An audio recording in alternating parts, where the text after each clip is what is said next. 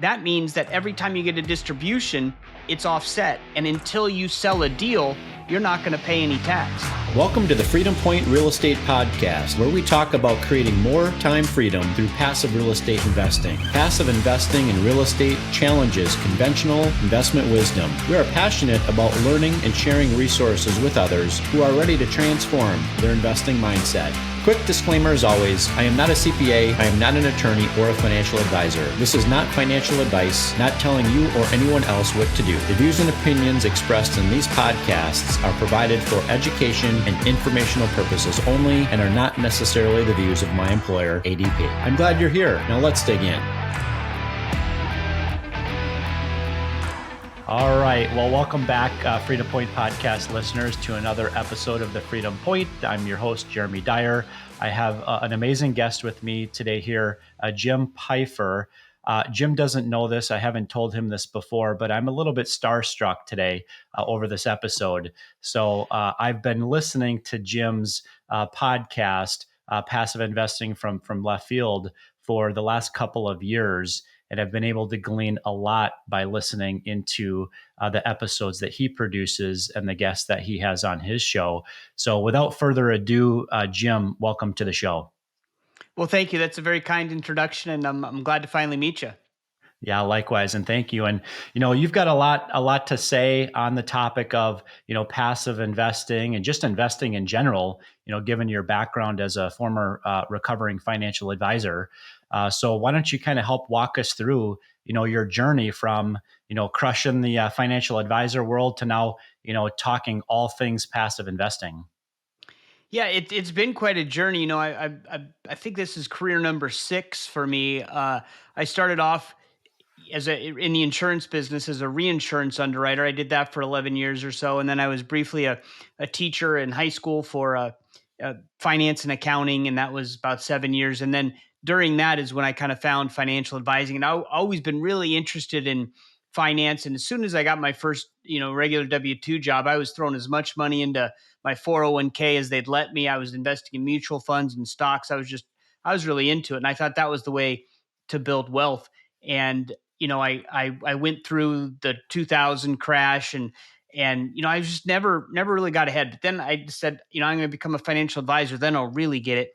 And it's funny, at the same time I was kind of shifting into financial advising, I was also we bought a property, or we built a new house, and we couldn't sell our old one, and so we were accidental landlords. And so when you start as a financial advisor, again, I thought I knew everything about finance, but they teach you everything about money from the jump, right from nothing. And as they were teaching me, I was also having this rental property, and it kind of pointed like, okay, I'm hearing about these paper assets, but all the tough stuff you're teaching me is telling me to go to real estate, right? Because when I look at it now, there's investing and speculating, and paper assets. That's speculation, because you're just buying a piece of paper, or electronic piece of paper now, and you're holding it until you find somebody else to sell it or buy it from you for more later, right? There's no current benefit. And investing to me is where you buy a real asset and you have a current benefit in the form of hopefully cash flow. And then there's the upside of appreciation when you sell. And so it slowly kind of dawned on me, and I prided myself as a financial advisor that I would always, invest in the same things as my clients. And I found myself putting more money in real estate, and I couldn't put them in real estate because I'm not licensed for it, and I don't get paid for it, right? So financial advisors, they're not, putting you in all this Wall Street stuff because they're just, nefarious and trying to keep you away from real estate. They're afraid of it a lot of times because they don't understand it. They don't sell it because they don't make money. They're not licensed. So eventually I kind of got out of financial advising and went full-time into active real estate. And that worked out well because the market was just going up, up, up. But I was a terrible asset manager. None of the properties cash flowed like they would. I fought with multiple property managers. I thought it was passive. It was not. It was a full-time job. And then I found syndications. And as soon as I found syndications, I actually went to a conference, and I thought I was training to be a syndicator. And 5 minutes into the seminar, I'm like, oh no, I want to be one of these passive guys.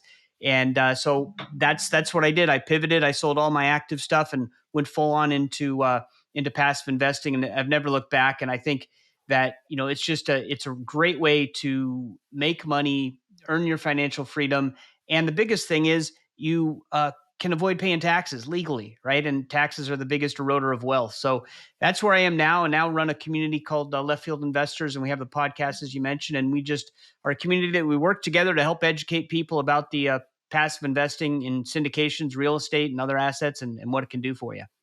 Let's unpack that a little bit more in just a minute, but I have a question for you if you're willing to disclose, and that is, are you completely out of the public equity market, or would you encourage investors to, to continue to diversify both within public equity and private equity? That's a fantastic question. And if you would have asked me 2 years ago, I would have said I'm almost completely out. And then I realized there is a place for paper assets, right? And what it provides is liquidity with a chance of some return, right? Even now that interest rates have gone up, it's still hard to find returns that are adequate for just storing cash somewhere. And so I am tiptoeing back into the markets a little bit. I don't like it, because you look at your statement and it's diving down or going up. It's crazy. You can invest in Apple and they can have the best year they've ever had, but if the market tanks, Apple's tanking too. So I don't really like it, but I do see a place for it for some of your liquidity where it's not immediate needs, but maybe in the 1 year range, and you just want a little bit of a return, perhaps. So I do think that one mistake I made is I went all in on real estate, and when you do that in passive syndication real estate, you you lose liquidity, right? If you own a bunch of single family homes and you could sell one, it might not be optimal and you might lose some money, but you're still going to get the asset. You're going to get the cash back if there's an emergency. If you're investing in syndications, you can't get your money back. So I that was a mistake I made. So yes, long way to answer your question. I'm dipping my toe back in, but mostly just for liquidity. Sure. I know that the financial advisor community, recommends diversifying your portfolio according to what your goals are, maybe how old you are, those types of things come into play. Would you say that when it comes to passive real estate investing, that you should have the same or similar mindset in terms of diversifying, into maybe different asset classes, maybe with different sponsors, different market locations, those types of things? Yeah, you nailed it. That's another great question. I strongly believe in diversification, and you can diversify a lot of different ways, right? You nailed it. Asset class, operator, and market are three that I focus on, and the reason is I did this initially because I wanted to test out operators. So I said I was going to spread a bunch of money to a bunch of different operators. And then my goal was, after a period of time when some deals went full cycle and I really got to know who the best operators were, I was going to go all in with just a few.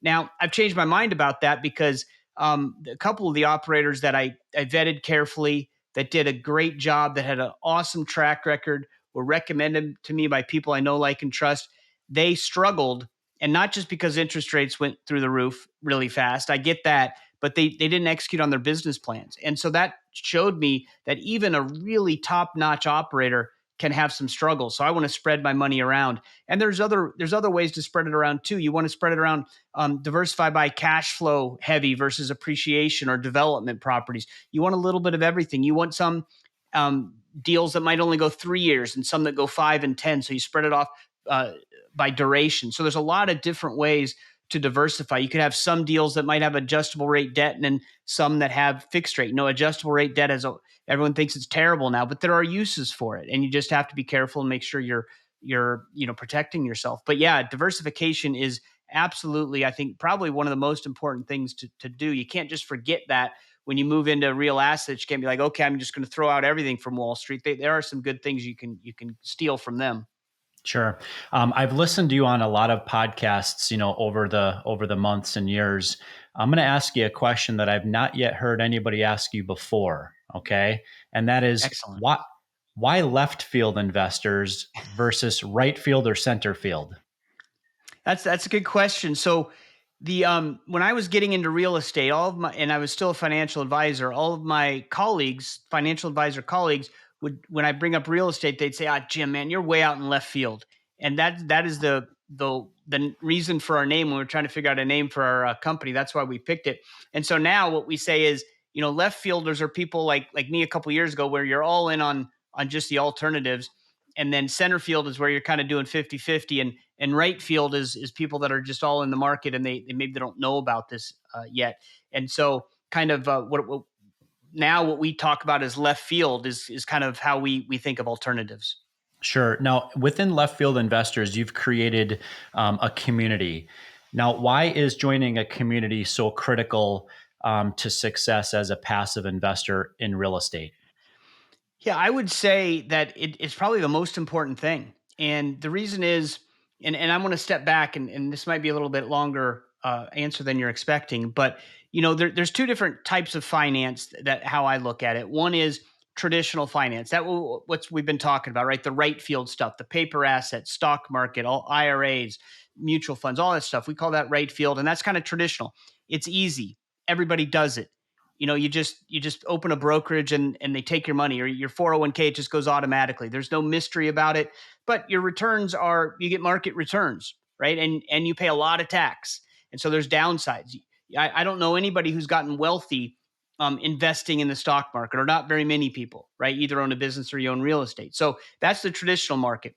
Then you go to alternatives. That's what we do, right? That's real estate. It's anything that, syndications, private equity, all this stuff that is scary because no one knows about it. There's nowhere to learn about it. It's hard to find, right? Some of these deals you can't even advertise. It's gotten a little better with the new tax act they had in 2012, but still, these deals are hidden, and it's super scary. People who are sending wires, it's still terrifying after the hundreds that I've sent. I never know if it's going to land. So, and you don't know, you don't know how to evaluate things. So that's scary, but great tax advantages, great returns, and you make a lot more money. So what we're trying to do at Left Field Investors is we created a third kind of finance, and that's community personal finance. That's where you take alternatives and you put it into the community, and you let the community help you. So we're turning community into a verb. If I want to vet a sponsor, we community the sponsor. Our community is going to talk about and figure out the sponsor together. When we look at a deal, we're going to community that deal, and our community is going to analyze a deal. Now, each of us are going to make our own independent decision whether we invest with that sponsor and in that deal, but we're all talking about it together. So now back to your question, why is community so important? Because if you walk out your front door, right, and you're going to talk to your neighbors about finance, what are they going to talk about? My 401k, my mutual funds, the interest rate on my mortgage, right? And you're going to be the guy that says, well, what about real estate syndications? Right? And it's crickets. Everyone's going to be like, who's that guy way out in left field, right? And they're going to leave, and you're going to be like, okay. So how do you learn about this? You learn about it through a community. And it doesn't have to be Left Field Investors. I've said this before. I'm completely biased. I think our community is great, but there's other communities out there. And so it's important to find one that the culture of that community fits your personality, and it's a comfortable place where you can go and learn and network and become a better investor. And in the stock market, you can just do that by turning on the TV or reading a book, right? But if you want to be successful in syndication investing, you're going to need a team that's helping you out, and that's your network or your community. I'm going to serve you up a meatball here, Jim. Okay. A lot of deals require minimums to get in as an investor. Most are 50 grand, 100 grand. Some are even more than that. Through the Left Field Investors community of investors, are you able to allow investors to come in at a lower entry point? That's a softball for sure. So we work with a company called TribeVest, and I'm sure that's where you're going with this. And they help they help make it easy to invest as a group, right? So let's say you have $50,000 to allocate in a certain year, right? As you said, most minimums are 50,000. Maybe you find some for 25. So at most you're getting in two deals, right? We talked about diversification. So you're not diversifying at all, right? It's going to take you 10 years if you have 50 grand a year to adequately diversify. So enter TribeVest, right? They make it easy to invest with a group. So you find 5 or 10 buddies. Let's say you find 10 buddies. Now, if you're each putting in 50 grand, right, you're getting in 10 deals that year instead of one. So you can diversify by asset class, sponsor, by market, all those things. And what TribeVest does, it's just a platform. They don't give you investments. They just give you the platform. So they do the LLC, they'll connect you to a bank, they'll even do your tax returns. Now, I know how to do all of that stuff. I could do that all on my own. But this platform is great because it also allows you to vote. And the real vote on issues like, do you want to invest in this deal or not? But the greatest thing about starting a tribe with TribeVest is that it's like your own little mastermind, right? So if I'm in there with 9 buddies and I decide, hey, I want to invest in a deal, right? Then I'm going to have to pitch it to them. I'm going to have to explain it to them. And what am I doing when I'm doing that? I am learning, right? Because they're going to be shooting it down. Hey, Jim, what about this? What about this? and I'm going to have to run back to the operator and be like, all right, my team wants to know this. And you just end up learning. It's like a micro community inside a larger community. It really allows you to learn. And the benefits are you get diversification and you're learning as a group. And as I said, the scary part of passive investing in syndications is you're doing it alone. But if you're doing it with a group, then you're all like, okay, let's send this wire. Ooh, it went through. I mean, it helps a lot with the mystery and the just the lack of knowledge. Yeah, I suppose I could see that being the case. I know when I made my very first investment as a passive limited partner investor, it was the shotgun approach, number one, but number two, it was one of those moments where I literally held my breath and plugged my nose, hit the submit button on that wire transfer. It was scary, right? Yeah. 27 investments later, and it's a different story, right? I rarely spend a whole lot of time poring over the operating agreement. I just go to the things that I care most about and sign them and get them sent in. So I've got another question for you, Jim. So I had this conversation with my 16-year-old son. My 16-year-old son, his name is Jack. He asked me, Dad, how much money do I need to retire? Okay. And I said, Jack, let me tell you a little story. Okay. When I was your age, the number was $1 million. Okay. 20 years later, the number became $3 million. Today, it's well in excess of that if we are able to keep the same lifestyle that we currently, have today. So my question for you, Jim, is I know that the inflation monster is eating away at people's purchasing power literally every day. Outside of that, what is the biggest obstacle to building wealth? Well, I think the biggest obstacle is taxes, right? It's the largest eroder of your wealth. But I want to push back on your son's question because I think he's asking the wrong question. And no offense, I mean, I have a 16-year-old son too, so I get it. Most people ask that question: how much money do you need to retire? I would flip that and say, how much cash flow do you need to retire? Because the money you have doesn't matter. It's what that money can do for you. And so let me give you an example, real quick. So let's say we'll use your original $1 million, right? That we thought our parents might need to retire. You got $1 million and you're a standard right fielder in traditional finance, and you retire. Every single financial advisor you talk to is going to say the maximum you can take out of that account is 4% a year, right? Because you don't know when you're going to die. If you knew when you were going to die, the math becomes a lot easier, but we don't know. So we always have to have $1 million in that account. It can never go below $1 million. So we take 4% out. That's $40,000. And let's say we pay 25% tax. So now you're netting $30,000. That is the most money you will ever take home out of that account for the rest of your life, right? Because every time you take money out, and if there's a down market, you're still taking money out. If you take 4% out, you're never going to have that million grow.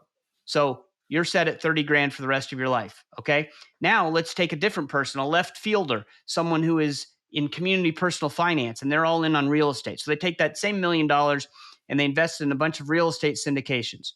Right now, pretty easily, they're getting 6 or 7% returns, right? So now let's say 60 grand a year in your pocket.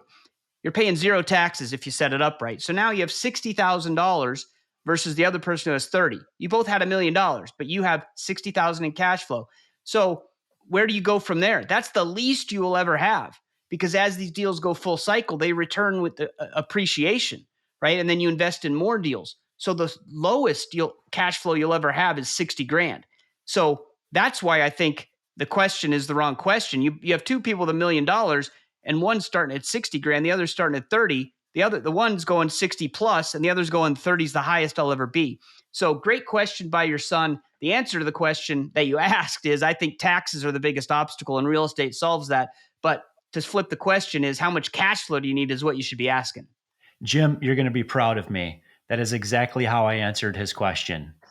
That's fantastic. That's fantastic. So let's go back to the tax benefits, though. So since that is the greatest challenge that people have in building wealth, why and how does real estate help them solve that problem? So yeah, think about it. If you have a 401k, people, I can't touch the 401k because I'll have to pay taxes and penalties, right?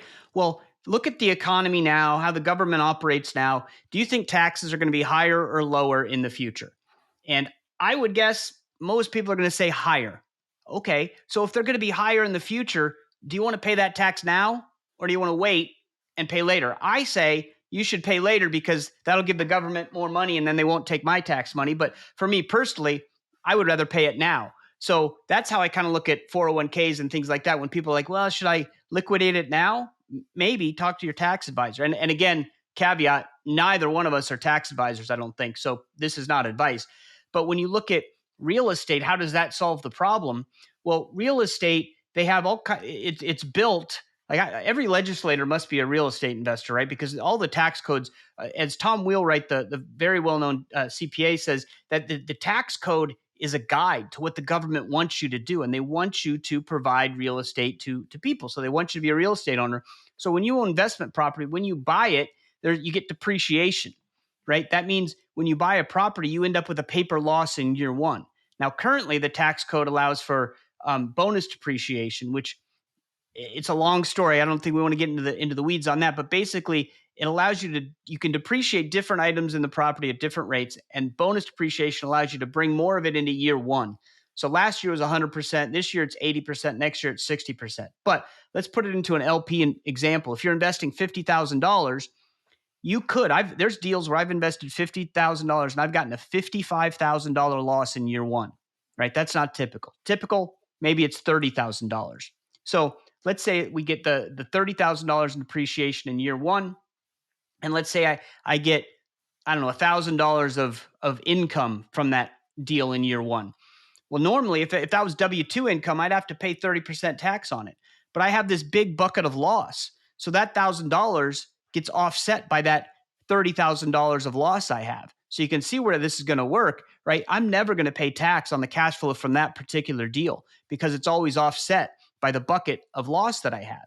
Now, getting into the weeds a little bit, when I sell that asset, there's something called depreciation recapture, because I've taken all this depreciation up to year one, but I didn't hold this for 37 and a half years, probably, which is how long it takes to depreciate the asset, right?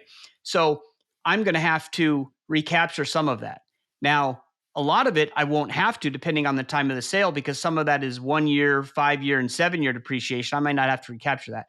But the way you get around that is you take the proceeds, maybe you use some of it and go do something fun, but you invest the rest in a new syndication, which gives you new depreciation, and you start all over. And we call it the golden hamster wheel. We call it the lazy 1031, right?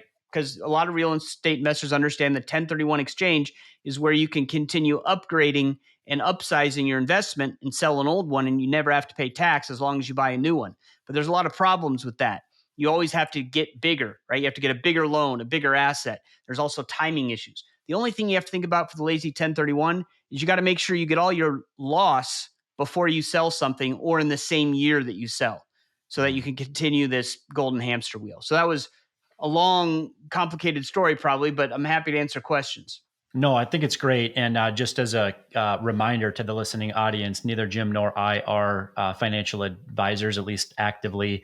We're not tax professionals, we're not CPAs, we're not attorneys, right?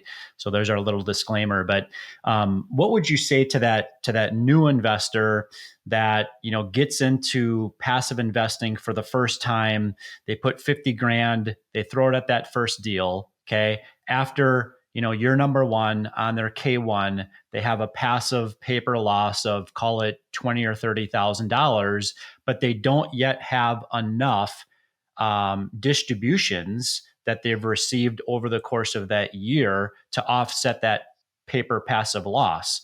Are those paper losses then carried forward indefinitely into future years where they're able to use them to offset passive income distributions on other investments?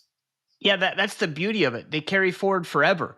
And just to make it even better, when you first start, right, as you said, you're going to have these big losses, $30,000, $20,000, but you're going to have small returns, right? So what happens is effectively when you start out, you build up this huge bucket. Every time you invest in a new deal, your bucket gets bigger of loss, and you can carry that forward forever, right? So that means that every time you get a distribution, it's offset. And until you sell a deal, you're not going to pay any tax. And then once you sell a deal, as long as you reinvest, you can also avoid the tax. And as we talked about, taxes is the biggest eroder of wealth, right? They take 30% or more right out of the gate.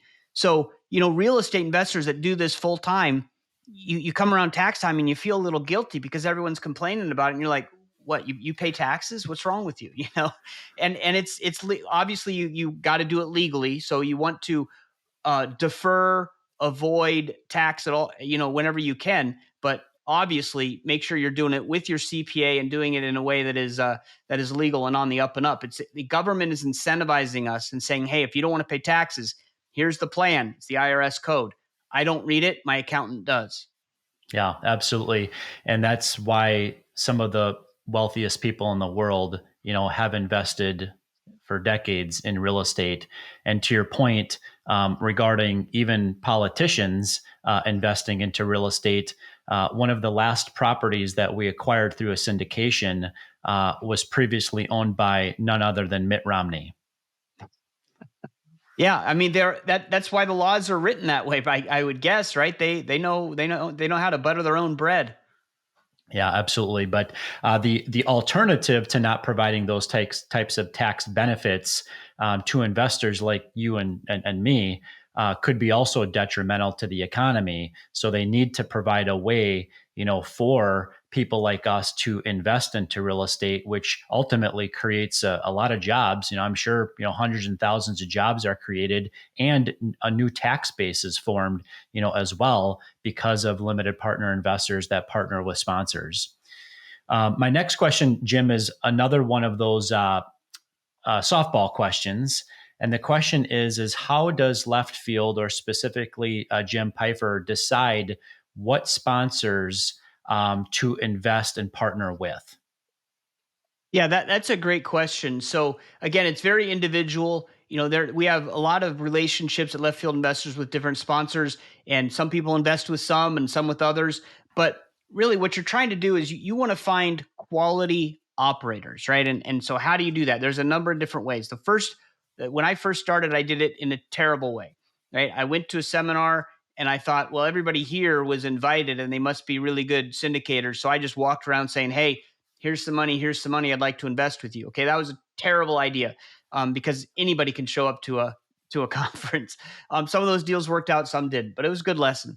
Then I started listening to podcasts, and I thought, okay, I'll hear an operator interviewed on a podcast, and then I'll call them up for 30 minutes and chat and learn all about them, and then then I'll invest with them. And that was better, much better. But again, you talk to someone for 30 minutes, you don't know if they're a good operator, or are they a good marketer, or are they both? You have no idea. So now I use my community. I only invest with a new sponsor if they're introduced to me by somebody in my community who's already invested with them, and I know, like, and trust that person.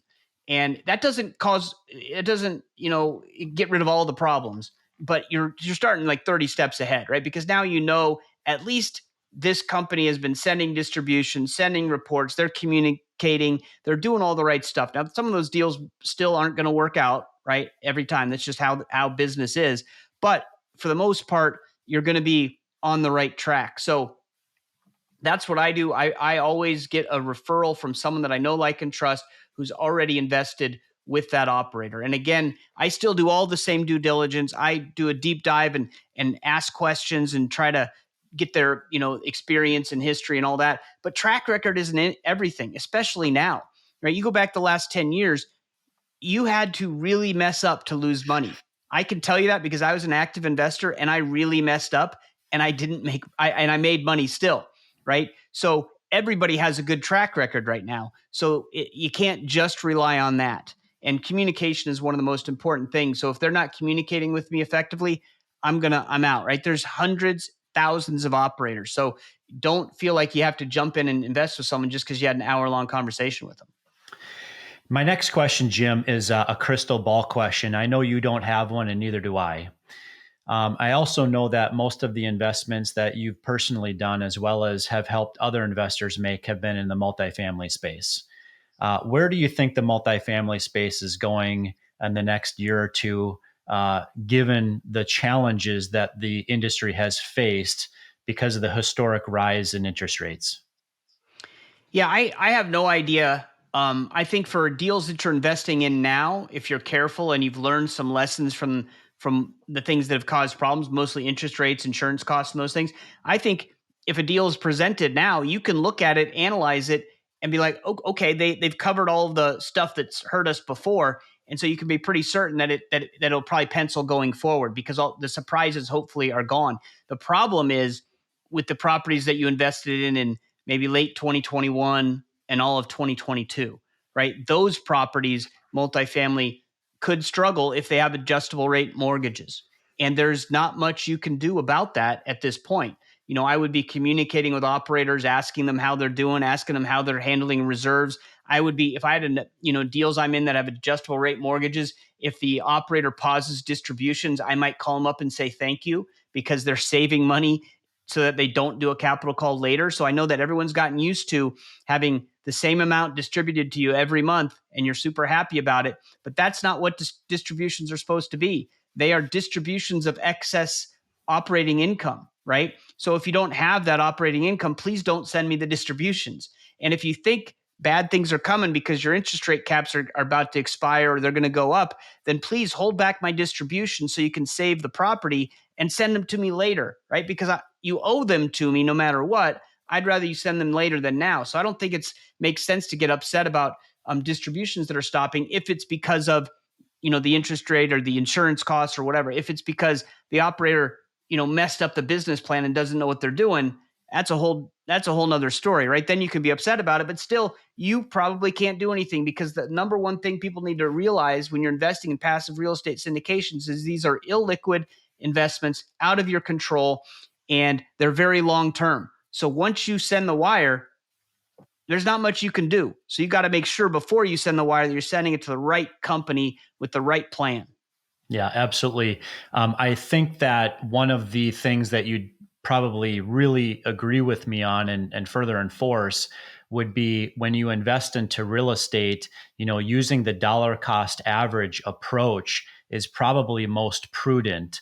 Oftentimes, I have investors that will ask me, I would like to self direct my entire IRA into your next dealer opportunity. And I tell them to put on the brakes. Why? Yes. Because I raise capital for anywhere from 6 to 8 new opportunities on an annual basis. So I will have another opportunity to invest into. But I do think about some of those limited partner investments that I made back in 2021, a couple of which have experienced capital calls, a couple of which do have suspended distributions. But then I look at those deals relative to the 2019 deals and the 2023 deals, and those aren't so bad, right? Those 2021 deals, I'm very confident will be fine in the end. But to your point, the sponsor is going to have to go through some additional headwinds that they didn't think that they were going to have to experience, back at that time when nobody thought that the Fed funds rate was going to bump up 500 basis points nearly overnight. Yeah, and dollar cost averaging, that is one of the things that I've taken from my financial advising world, right? It's harder in real estate because the numbers are bigger, right? If you're putting money into your 401k and you're putting 2 grand a month or whatever in there, and that equals 24 grand a year, right? That's easy to figure out. But if you're investing in the syndication, you got to do a chunk of 25 at once or use TribeVest. But it's harder to dollar cost average. But the way I look at it is I am always allocating capital in because I can't time the market. You said it. I don't have a crystal ball. So what I'm doing is I'm always allocating capital. Now I am allocating less now and over the past 6 months than I was the previous couple of years because I don't have as much confidence. I don't know what's going to happen. There's a lot of headwinds. There's a lot of complicating things that are happening, but I am still allocating capital because I'm not going to sit on the sidelines. We might have hit the bottom already. The next deal you invest in might be the best one you've ever done, or it might be the worst. I don't know. So I'm going to keep allocating capital, right? If you sit on the sidelines, you're going to miss out. Yeah, I remember having this very same discussion back in 2016 and 2017, where everybody thought that a looming recession was right on the horizon. Could you imagine having not invested in real estate as a passive or an active investor back in 16 and 17? Those were a couple of good years in hindsight. Yeah, and you have to look at it like that, right? Because I made some deals. I invested in some deals in 2022 that I'm going to lose my capital, maybe all of it, right? And that sucks. I'm not happy about it. But I made a bunch of money in 2016, 17, 18, 19, and 20 that will more than cover for that. To your point, if I had just sat out until now, I would have less money, right? Even though some of my deals are going to lose money, if I had just sat out and waited because someone said a recession was coming, I would have less money. And I don't want to be in that situation. So as long as you're allocating smartly and you're diversified, you're going to be okay, right? The nice thing about real estate is it's not like looking at your 401k or financial statement and seeing these huge negatives, right? Because usually you don't lose capital in these, you just gain, and that's the difference, right? Sometimes you do in extraordinary circumstances, like we went through this adjustable rate mortgage stuff, but typically, you don't lose money like that, and you don't have a statement to look at to see that your the capital has gone down from 50 to 30 grand or whatever. I opened up an IRA statement today, and I was horrified because it went down. I'm like, oh God, I hate seeing that. It's just different with real estate. Yeah. What's next on the horizon for Jim Pfeifer and Left Field Investors? Left Field Investors, we're super excited that we are opening the Best Ever Conference this year. I don't know if you've been to that, but there's going to be a passive investing day for LPs. We're calling it Passive Investing with Left Field Investors at the BEC. And it's April 9th. It's going to be a full day. And for people that haven't signed up for the BEC yet, the cheapest price you can get is by going through Left Field Investors. And you have to be an infielder, and there's a way to join. But it's going to be a great conference. We're going to do a day of just deep dive education, no sales pitch, nothing. We're just gonna make sure that people go out of there. They come in, and when they leave, they're a better LP investor than when they came in. That's our goal. So that's the thing we're most excited about. What would be maybe one or two book recommendations or podcasts that you'd recommend to someone that's listening to this episode that maybe has never passively invested into real estate before? This is self-serving, but this, I don't know if you can see it. It's the best book I've read on passive investing. It's written by a co-founder of Left Field Investors, Steve Sue. It's called Avoiding Rookie Errors as a Left Field Investor, 20 Lessons Learned from 14 Years of Passive Investing and Private Syndication. It is the longest title for the shortest book, but I promise you, it is packed full of information that will make you absolutely a better investor. It's all the mistakes Steve made. And Steve and I kind of did a lot of this together. So a lot of my mistakes are in there too. But the whole point of the community and the whole point of the book is so that you can avoid making the same mistakes, shortcuts, so that you don't pay the price that Steve did on some of the deals he did. So absolutely, completely biased viewpoint, but it is a fantastic book. I'll give you one more, The Hands-Off Investor by Brian Burke. That's my used to be my favorite. Now it's my second favorite book.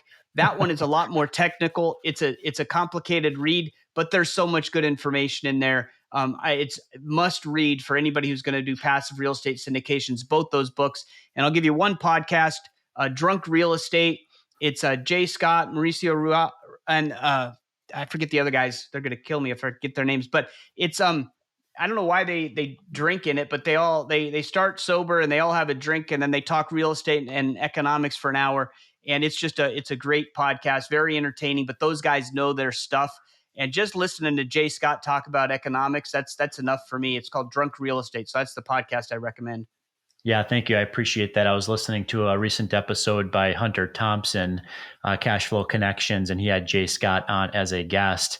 And I liked it so much, I listened to it twice. And I'm going to give my audience a little bit of an advanced notice that the episode directly after the one that we're recording here today will be with the author of Hands Off Investor, Brian Burke. So, oh wow, Jim, that's great. Jim, you'll be followed up with Brian right after this episode. So, well, I'd much rather go before him than after him, because that guy, he's going to bring it. He knows his stuff. He's fantastic. That's great. That's great. Well, I've really appreciated having you on. Appreciate the time that you're able to spend with our audience today. What would be a couple of different ways that our audience can connect with you, outside of the listening to the podcast today? Yeah, the best way to view our community and see what's there for you is leftfieldinvestors.com. You can also reach out directly to me, Jim, at leftfieldinvestors.com. I'm happy to talk to investors. That's one of the things I really enjoy doing. But I would recommend going to the website. There's a ton of content. There's a lot of free content. And then if you're super interested and engaged, you can become an infielder. It's only $199 a year, and you can join our infielder community and jump on the forums and have conversations with people like Jay Scott and others. That's great. Well, we'll definitely put that in the show notes. And again, Jim, thanks for jumping on the show with us today. Well, thanks for having me. It was a lot of fun. You asked some great questions. Good. And Freedom Point podcast listeners, thank you again for joining another episode of the Freedom Point. Look forward to having you join us on the next episode. Thank you for hanging out with us today and for listening to the Freedom Point podcast, powered by Starting Point Capital. This show is for entertainment purposes only. Nothing said on this show should be considered financial advice. Before making any financial decision, please consult with a professional. This show is copyrighted by the Freedom Point podcast. Written permissions must be granted before syndication or rebroadcasting. If you're interested in connecting, you can find contact information at startingpointcapital.com.